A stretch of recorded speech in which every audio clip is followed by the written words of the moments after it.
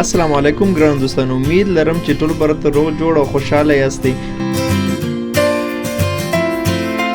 دوستان، نن در ډېر یو ښه او د خوشحالۍ نه ډک خبر لرم.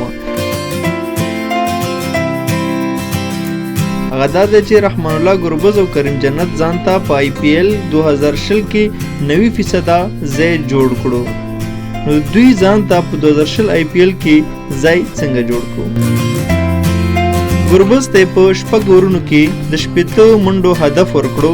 یاد هدف رحمان الله ګربز بې له زیانه 15 اورونو کې پوره کړو.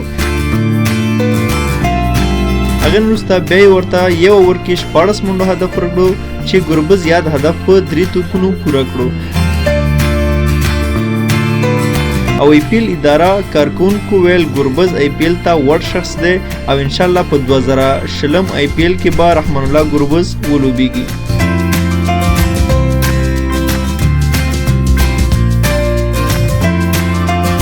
بلخوا کریم جنت یو اوور کې 2 لوبغاړي آوټ کړل چې هغه هم IPL اداره متاثره کړه او هغوی ویل چې 2020 کال IPL کې به انشاءالله کریم جنت هم ولوبیږي.